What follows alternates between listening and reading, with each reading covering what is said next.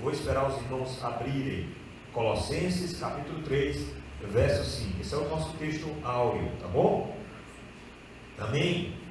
Colossenses 3, 5 diz assim: fazei, pois, morrer a vossa natureza terrena, prostituição, impureza, paixão, lascívia, desejo maligno e avareza, que é idolatria. Por estas coisas é que vem a ira de Deus sobre os filhos da desobediência. Repetirei a leitura. Fazei, pois, morrer a vossa natureza terrena. 2 pontos. Irmãos, vamos imaginar uma pessoa que você fez de tudo por essa pessoa, tudo para ajudar ela.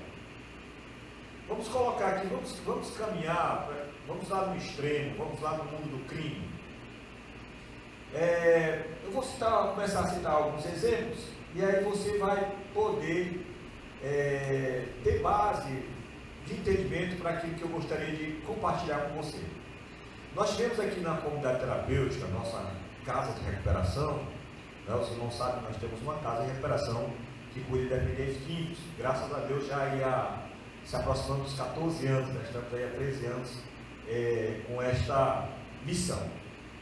Mas lá passou um cidadão 4 vezes na casa de recuperação.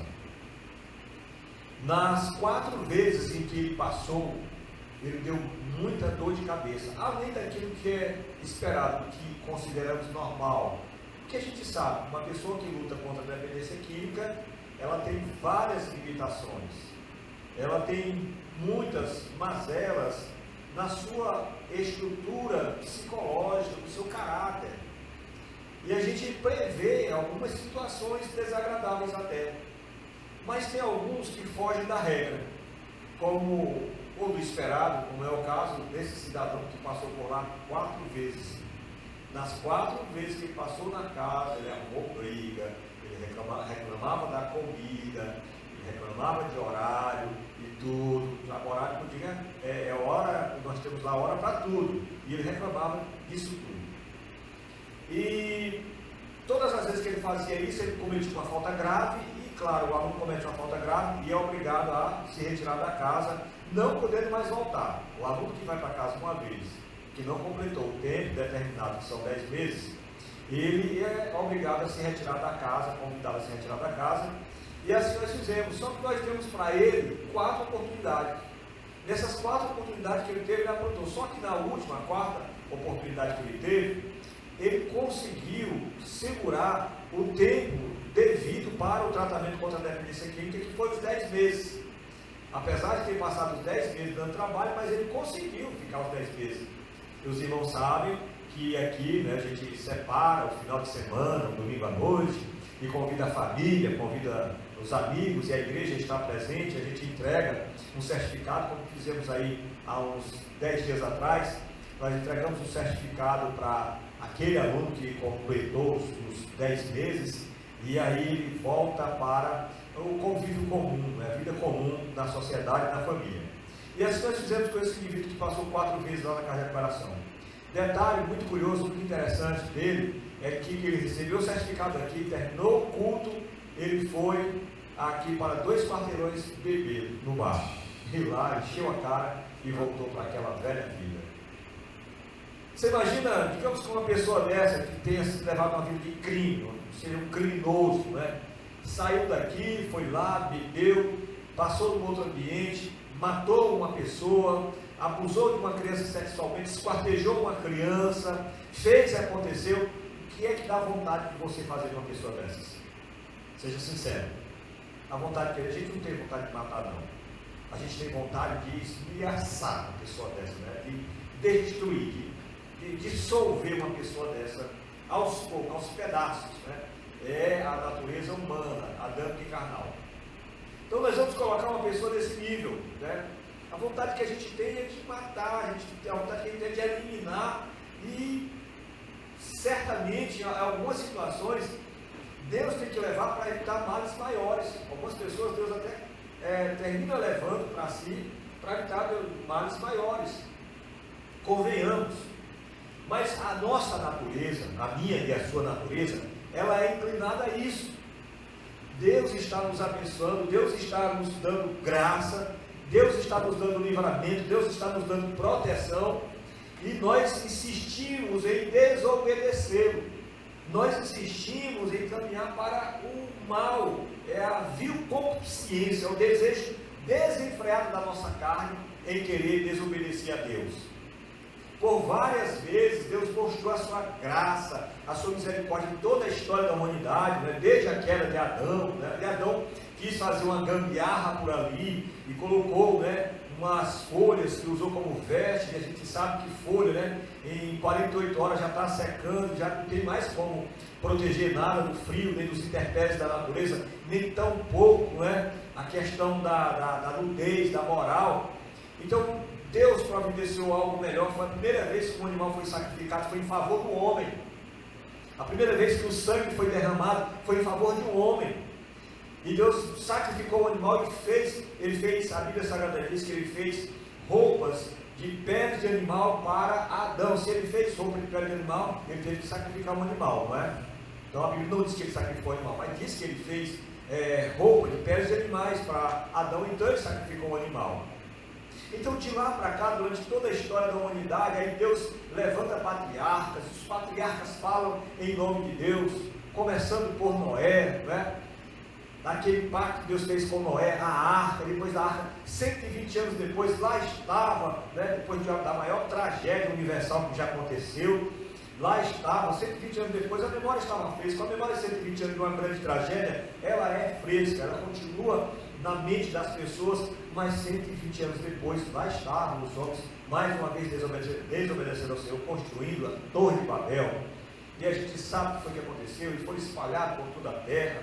Daí vem Abraão, Deus faz aliança com Abraão, Deus faz aliança com Isaac, Deus faz aliança com Jacó, e vem José, depois vem Moisés, depois vem Josué, né? Depois vem um período dos juízes, Deus sempre manifestando o seu poder, a sua graça, a sua misericórdia, e a humanidade continua, não é?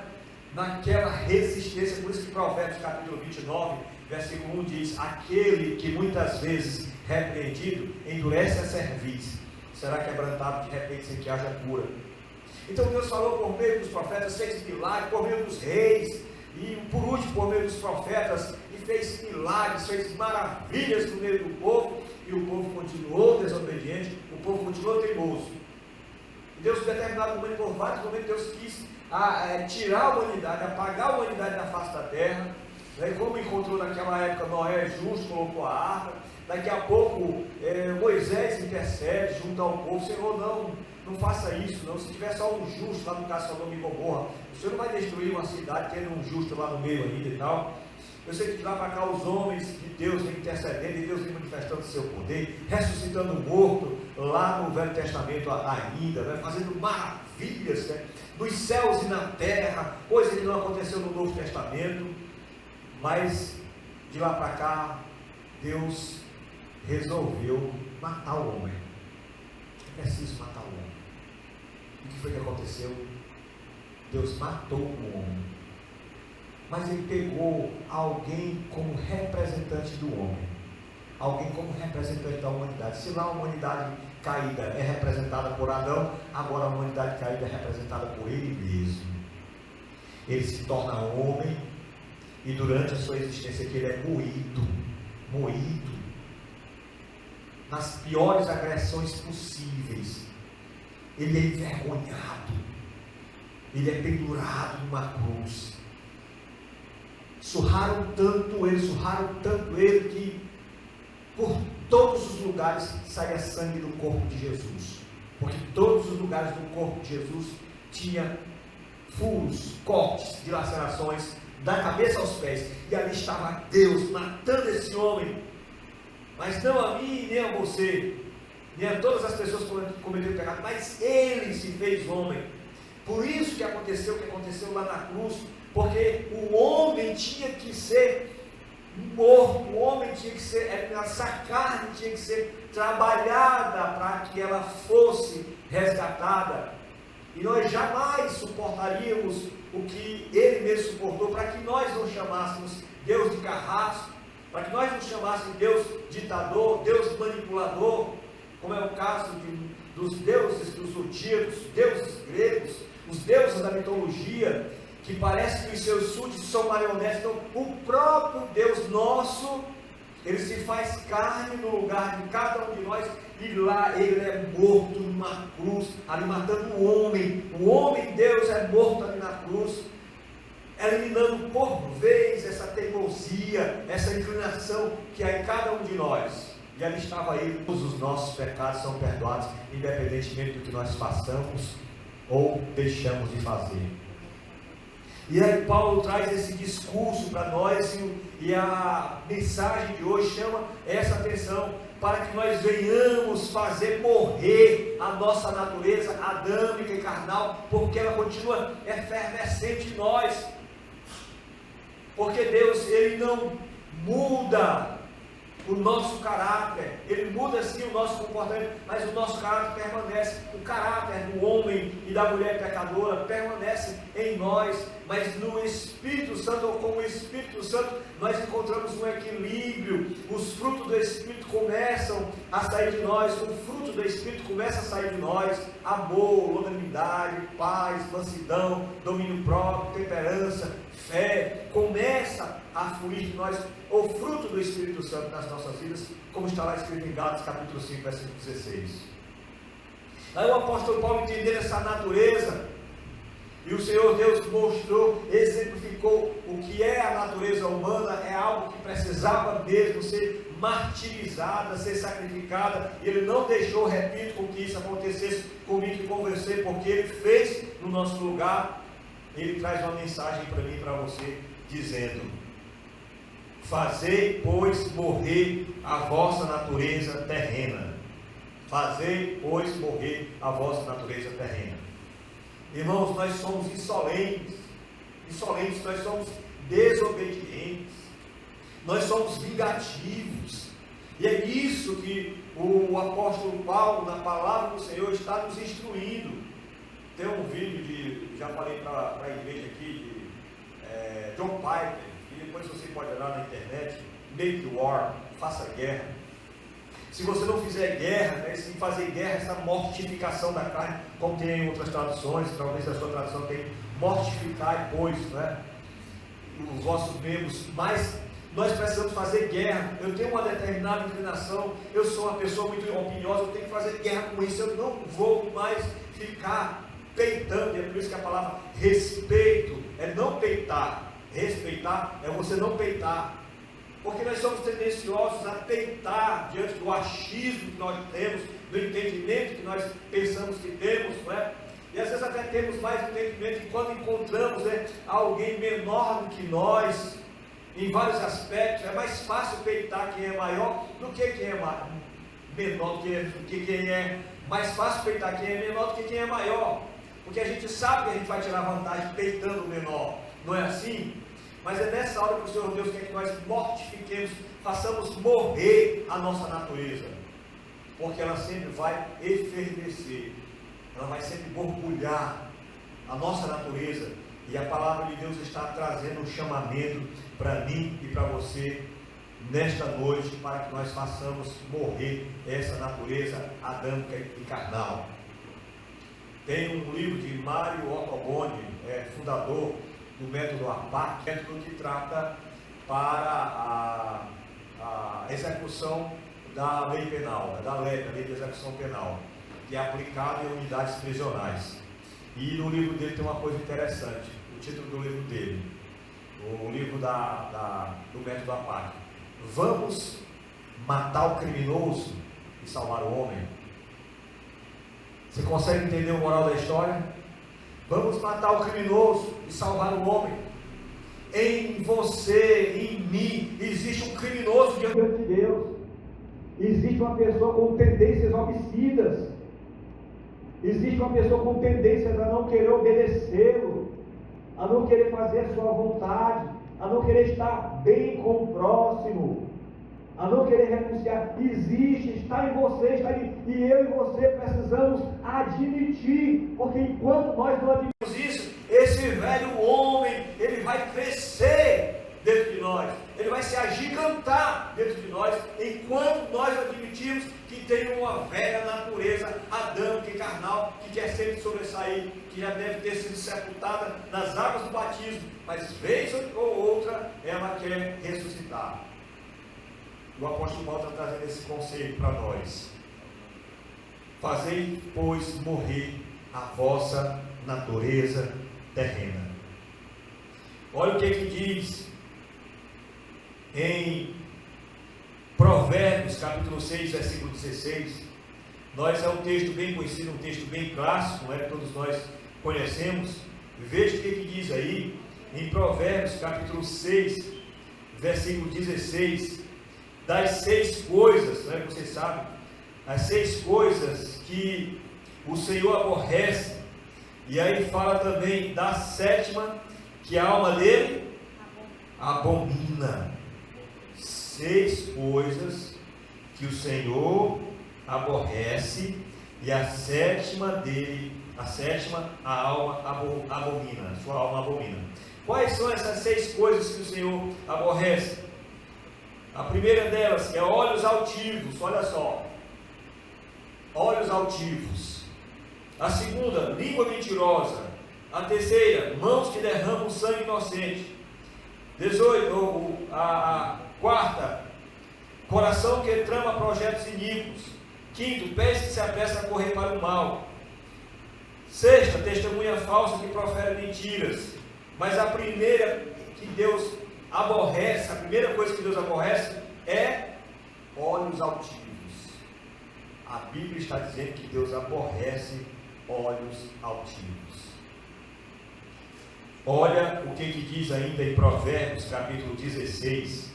Provérbios capítulo 16, verso 18 e 19. Provérbios 16, verso 18 e 19. Diz assim: melhor é ser humilde de espírito com os humildes, do que repartir o despojo com os soberbos. Melhor, perdão, vou começar do 18, falei 18 e 19, perdão. A soberba precede a ruína, e a altivez de espírito, a queda. Se tem uma coisa que arruína o homem e que leva ele à queda, é exatamente a soberba, o arrogante, o orgulhoso, o presunçoso. Essa pessoa, o Senhor Deus está dizendo que caminha para a ruína. Essa pessoa, o Senhor Deus está dizendo que caminha para a queda. É natural de cada um de nós, entenda o que eu vou dizer para você, é natural de cada um de nós. A gente sabe que tem alguns irmãos que a gente acaba querendo privilegiá-los em detrimento de outros. A gente, de repente você encontra um irmão que tem transporte para se locomover, tem carro, tem moto e tudo, e você de repente vai passando na rua e vê esse irmão andando a pé, você para logo o carro, pergunta o que foi que aconteceu, e você quer carona e tal, e já oferece a carona. Agora tem aqueles irmãos, né, que na nossa realidade, a realidade da nossa cidade, do nosso estado, tem aqueles irmãos que são bem pobres e que rodam a cidade de ponta a outra a pé. Isso aconteceu comigo. Eu vinha ali do bairro do Mutirão, eu vinha, né, tinha tomado café e vinha, eu estava indo, aliás, para o quartel. Tem um compromisso lá, toda segunda, toda sexta-feira, e eu estava indo para o quartel.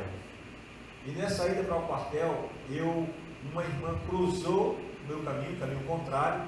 Ela vinha com um pedaço de madeira, que ela ia mandar fazer uma travanca que coloca atrás da janela, porque o bairro que ela mora lá é bem perigoso, né? E ela precisava, além dos ferrolhos, colocar essa, a gente chama de tramela, travanca, né? Colocar atrás da porta uma madeira bem espessa, de quase 2 metros a madeira. E essa mulher vinha com um pano enrolado, né, para as farpas da madeira não entrar na mão dela, e vinha com essa madeira no ombro, não é? E ela vinha caminhando ali e tal, e eu estava de moto. E eu passei por ela. E eu parei para pensar, se fosse irmão fulano de tal, eu ia perguntar para onde é que ele ia com aquele objeto e ia dar carona para ele. Se fosse irmã fulano de tal, eu ia parar para ela e perguntar para onde é que ela ia dar carona para ela. A nossa tendência é... Mas o Senhor me alertou isso na mesma hora, claro. Estou aqui compartilhando com vocês, porque a nossa tendência é essa. E aí eu voltei e perguntei para ela, para onde é que minha filha vai com essa madeira? Ela disse, eu estou indo lá para baixo, Pois, monta aqui que eu vou descer com você, vou lá para baixo com você. Vou lá para baixo, que a gente entende que ela estava vindo de lá para o centro, que já é uma boa caminhada, né? De lá para cá, para o centro da cidade, é uma boa caminhada. Ia mandar polir aquela madeira, exatamente por conta daquelas farpas, ela ia polir aquela madeira. E lá perto tem pessoas que façam isso, carpinteiros que façam isso, mas elas que lá o pessoal não deram ouvido para ela e tal, e ela teve que apelar para ir fazer em outro lugar. Pois tá bom, vamos lá para baixo. E onde é? E ela disse, não, é em Trisdela do Vale, bora. E fomos, aqui depois da ponte tá bom. Eu digo, não, onde é que a senhora vai entrar? Não, entra aqui. E nós entramos ali na rua do Tamarindo. Ah, aqui tá bom, onde é que a senhora vai? Vamos deixar lá. Nós andamos bastante. Entramos nessa rua do Tamarindo e ela queria ficar logo ali pela ponte. Eu fui deixar ela bem distante. E aquela irmã ia andar bastante. E se eu tivesse dado ouvido a essa minha natureza adâmica e carnal, de querer privilegiar uns em detrimento de outros, aquela irmã, claro que ela ia chegar ao destino dela, estava determinada a fazer isso, nem que ela parasse, eu tenho certeza que ela ia parar várias vezes para descansar, com aquele pedaço de madeira, de quase 2 metros, pesado, eu tenho certeza que ela ia parar várias vezes, mas ela iria. Não ia fazer diferença se eu não levasse ela em relação a ela cumprir com o objetivo dela. Mas aquela caminhada dela foi amenizada. Porque eu parei para... E detalhe, ela conversando comigo, meu filho, é aqui e tal, me tratando assim, sabe? Ela não me conheceu, eu estava de capacete. Ela não sabe que era o pastor dela que estava carregando ela também, eu deixei ela lá, nem me identifiquei. Sou eu, irmã e tal. Não me identifiquei. E dificilmente ela me via andando na moto do Marcos, né, com o capacete dele, né? Eu estava na moto dele com o capacete dele.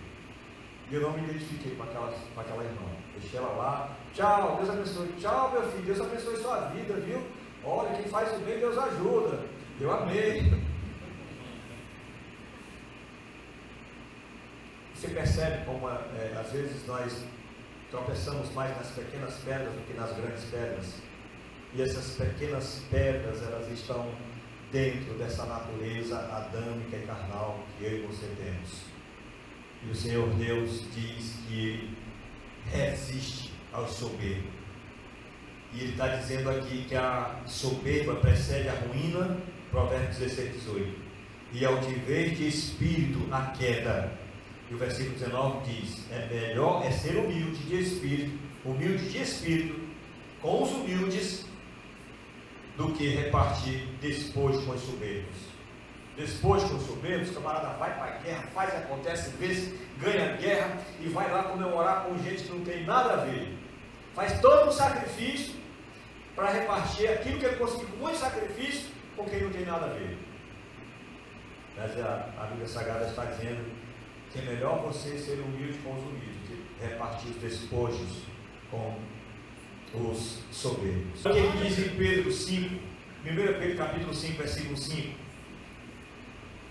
Rogo igualmente aos jovens, sede submissos aos que são mais velhos, outros sim, no trato de uns para com os outros, cingivos todos de humildade, porque Deus resiste aos soberbos. Uma coisa é você ter resistência de outro homem, uma coisa é você ter resistência da vida, outra coisa é você ter resistência de Deus. E se tem um tipo de indivíduo que Deus resiste ao soberbo, se tem alguém que está peitando com Deus, é o soberbo. Ser soberbo é peitar com Deus. E a gente não precisa nem falar sobre isso, né? É muita coragem, né? Peitar com Deus. porque às vezes nós estamos peitando com Ele, quando nós estamos sendo soberbos. Nós estamos peitando com Deus.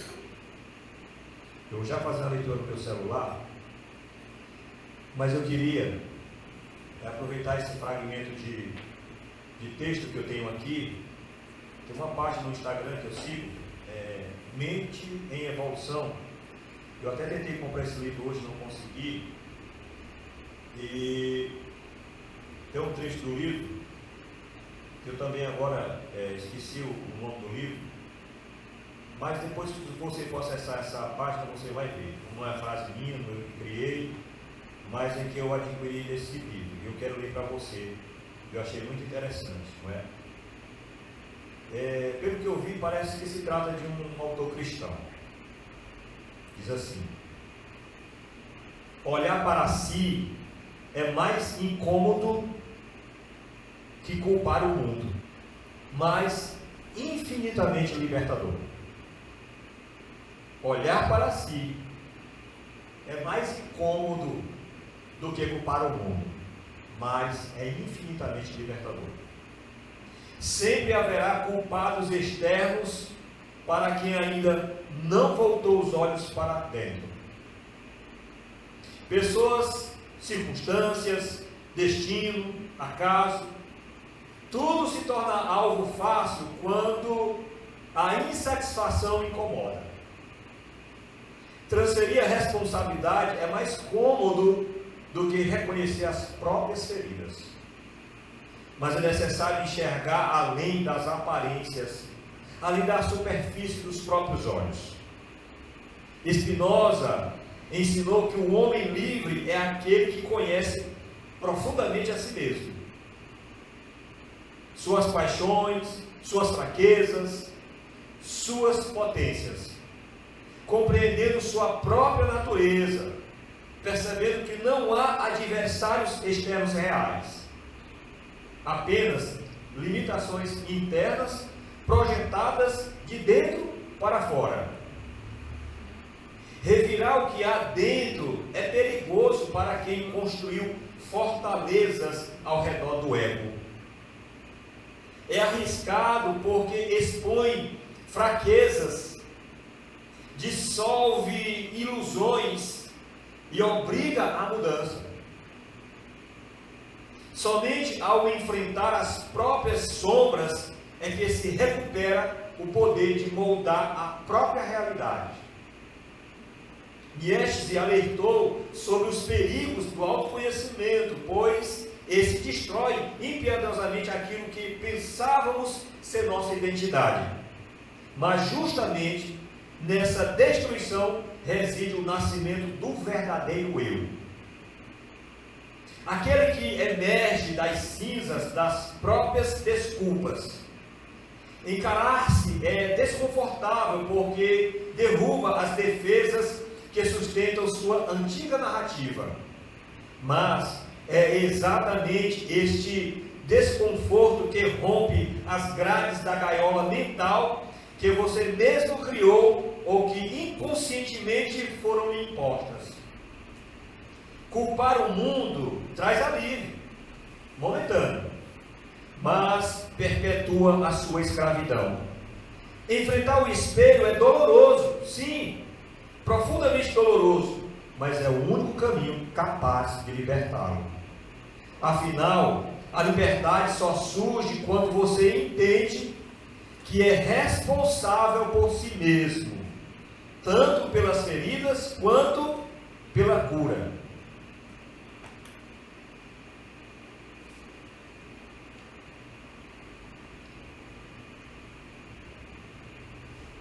Sempre haverá culpados externos para quem ainda não voltou os olhos para dentro.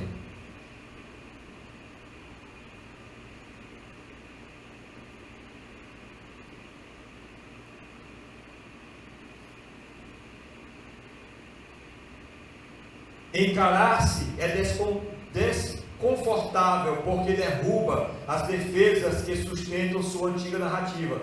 Mas é exatamente esse desconforto que rompe as grades da gaiola mental que você mesmo criou ou que inconscientemente foram lhe impostas estou repetindo para que isso fique gravado na sua mente e no seu coração. Você consegue compreender quando o Senhor Deus diz na sua palavra para que nós façamos morrer a nossa natureza adâmica e carnal? Você consegue compreender como nós queremos tirar vantagem em tudo? Pedro diz na sua carta, me parece, no capítulo 5, ele diz: humilhai-vos, pois, debaixo da potente mão de Deus, para que a vosso tempo ele vos exalte. Irmãos, a humildade, ela não abre portas, não. A humildade, ela faz portas aonde não existe. Muito mais do que abrir portas, ela faz portas aonde não existe. E muitas pessoas, para finalizar, muitas pessoas confundem humildade com miserabilidade. Não tem nada a ver, são duas coisas totalmente diferentes. Não, eu conheci uma pessoa que disse: eu não quero enricar não, porque quando é rica a gente fica soberbo. Digo, a conversa não é assim. A pessoa que acha que vive uma vida miserável é uma vida de humildade. Não é. São duas coisas totalmente distintas. Você está entendendo, não é? Vida miserável não é vida de humildade. Vida de humildade é a vida do reconhecimento dos seus próprios erros, das suas próprias inclinações. E isso é vida de humildade. Por isso, irmãos, façamos morrer a nossa natureza adâmica e carnal. Amém? Fique de pé, vamos orar, vamos agradecer ao Senhor, em nome de Jesus.